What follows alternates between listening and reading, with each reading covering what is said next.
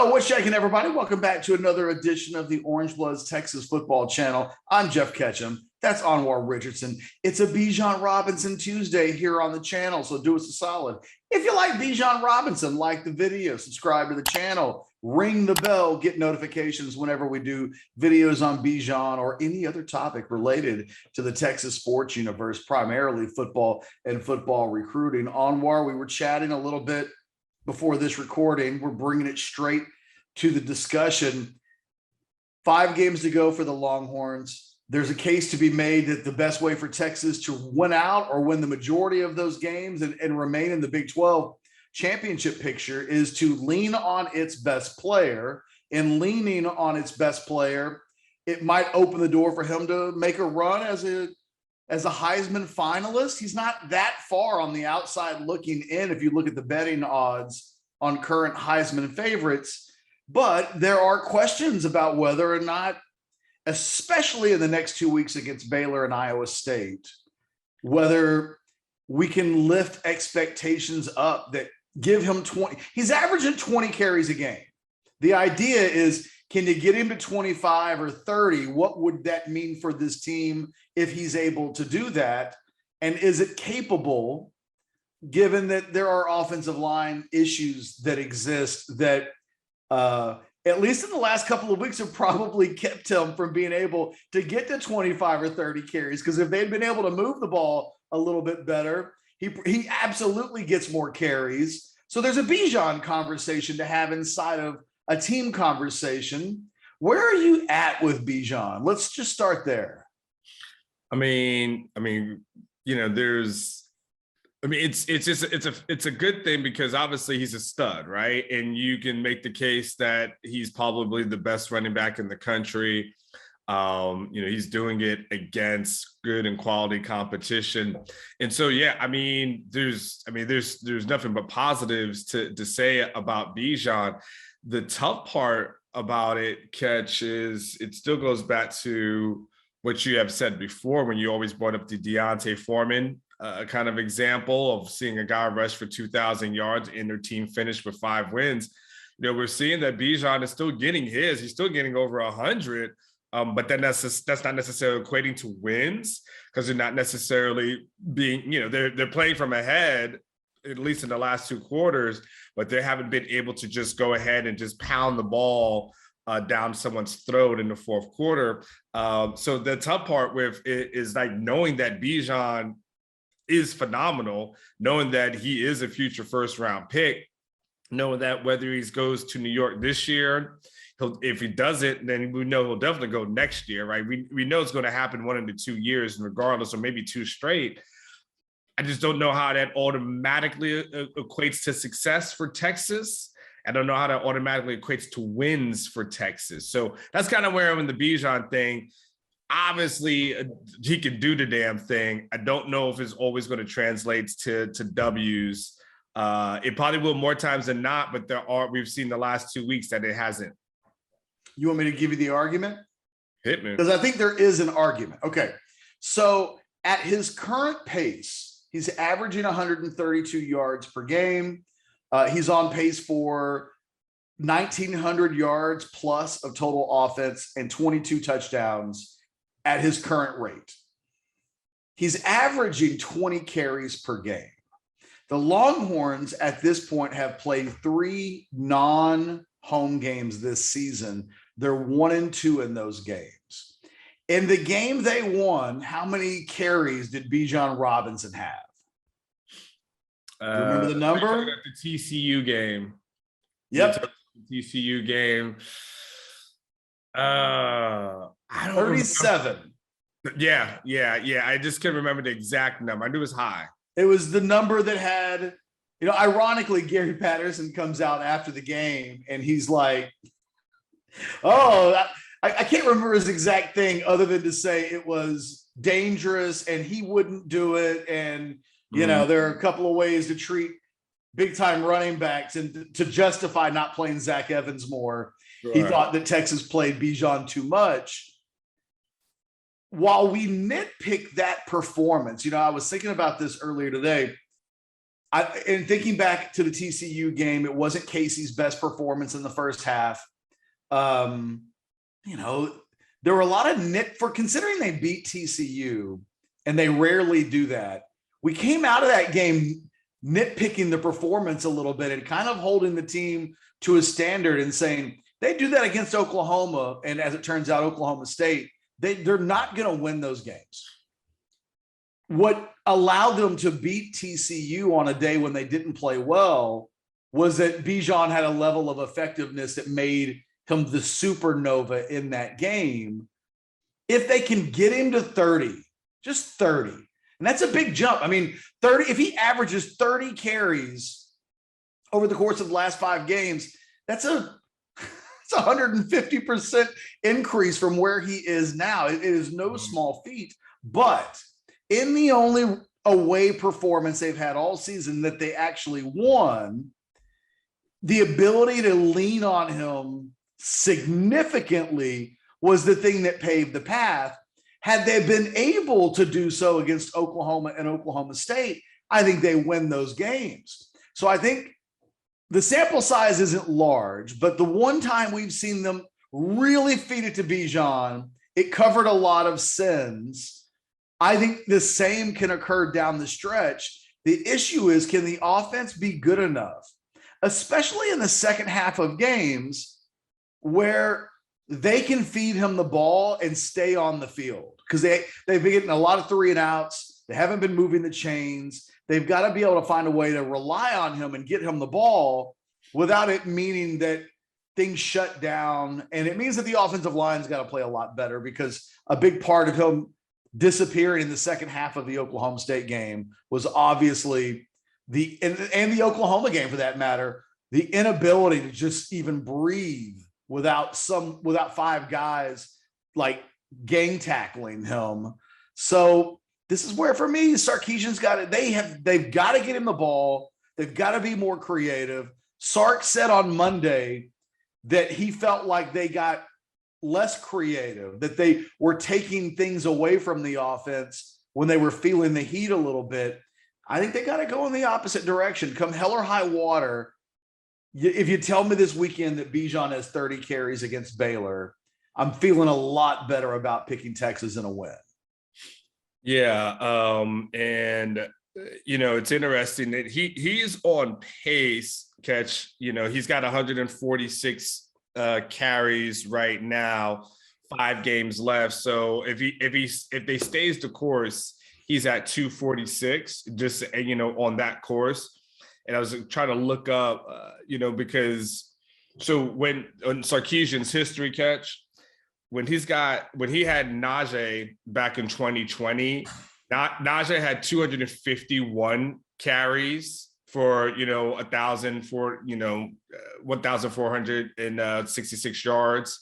Najee in 2019 had 209 carries. And then he'd have some Falcons years, but even Devontae Freeman had $196. There was one year where there was a split carry there in 2015, and in 2014, Javoris Allen and USC had 276. This is where it got crazy. Bishop Sankey, his Washington years, Bishop Sankey in 2012 had 289. In 2013, he had 327 catch, 327 carries. So basically, Bijan is following kind of the script from Sarkisian, which is he gets a workhorse back. And that's why kind of you and I kind of like raised an eyebrow when he was kind of alluding in the spring to maybe getting Roschon Johnson and it's kind of splitting carries. You're like, that's not really what you do. And of course, clearly that's not what he does. But so they're going to push for that, and he's going to be online to finish at that 266 area. But yet, to your point, the offensive line will definitely have to block better, especially as we talk about the second half, fourth quarter. Like all those things are going to happen for him to do it. It would clearly, for a guy looking to probably hang his hat on something in year one, Catch, if that doesn't happen, as far as them getting to the Big 12 championship game, being able to say you put a guy in New York gives you something to kind of hang your hat on. It's huge. I mean, because if not, if you just drop an 8-4, you're going to the Alamo Bowl and there's no really major personal awards, and it's kind of like a shoulder shrug of a season. Having that with a Jaden Blue catch, who kind of seemed the other week that he was a little, wanted to take some time to think about what he wanted to do. I think all those kind of things end up being positives for the program. So I was wrong. Bijan had 35 carries against TCU, and I think he had 2 receptions. So 37 total touches in that game. Listen to these are the carries in the other 6 games. Okay. 20, 19, 13, 18, 20, 21. I mean, who's the 13 against? I think that would have been the Rice game. Yeah. Okay. So they just literally, that game almost doesn't count. If you take the Rice game out of the equation and leave Texas Tech in, then it's 20, 19, 18, 20, and 21. Very consistent. Although, like I said, had they had any kind of offensive continuity at all in the second half of the Oklahoma and Oklahoma State games, when we come away from those games talking about all of the 3 and outs, that 20 and 21 grows significantly. It might not get to 30, but it's probably closer to 25 at the very least. Listen to this. This was crazy. Remember when DeMarco Murray had his last year in Dallas? Mm-hmm. And Jerry was like, well, we're not giving him a big contract. So everybody knew DeMarco was going to get paid. And they just he was touching the ball 90 times a game, right? Yes. I went back and looked at Ricky Williams' senior season when he won the Heisman. And Texas went 9-3 in that season, and kind of an up and down year, but mostly remembered for beating Nebraska and beating Texas A&M. Listen to the carries per game that season. 36, 29, 25, 30, 37, 31, 39, 37, 23, 30, and 44. Wow. So there was only 2 games with 20 carries, and everything else was in the 30s and 140. Yeah. Yeah. And what was the team record that year, though? They went 9-3, and Mack Brown pulled the #1 recruiting class in the country because Ricky won the Heisman. And it's crazy is Bijan's a more efficient guy than Ricky. I mean, Ricky that season finishes with about 2,000 yards in 11 games, right? So he was doing it at a little bit of a higher rate, but Bijan averages more per carry. And I don't know, I feel like there's a line that Steve Sarkisian has to balance between not wanting to run Bijan Robinson, who has an NFL future, into the ground. Because you and I, when Ricky played, they didn't say things like a running back only has so many carries. That wasn't in the lexicon at that point. Otherwise, we might have said hey, Mac, maybe don't force feed him 44 times. Remember when Deontay Foreman had that huge, almost 50 carry game? I almost can't even remember who it was against, but Kansas. It was the Kansas game. Yeah, that's right. You give him the ball that many times in vain. And when the game ended, we were like, God, that's too much. Yeah. So there's got to be an area where it's not too much, but at the same time, you're giving your ball to your best player enough times that you're winning games. And, I've come out of the last 2 losses feeling like the difference of all the things that we could nitpick for reasons why they lost. If you tell me that Bijan has 30 touches in either the Oklahoma or the Oklahoma State game, I think those losses turn into wins. It's kind of where my head is on Saturday. You tell me Bijan's got 30 on Saturday against Baylor, that means there's probably not a bunch of 3 and outs. It means they've kept that Baylor offense off the field and done to Baylor what Baylor's going to try to do to Texas.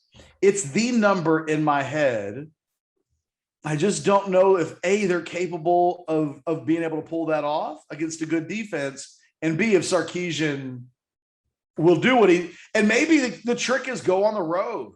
I mean, he sure as hell gave it to him 35 times against TCU. So we know there's a world out there where he will do that.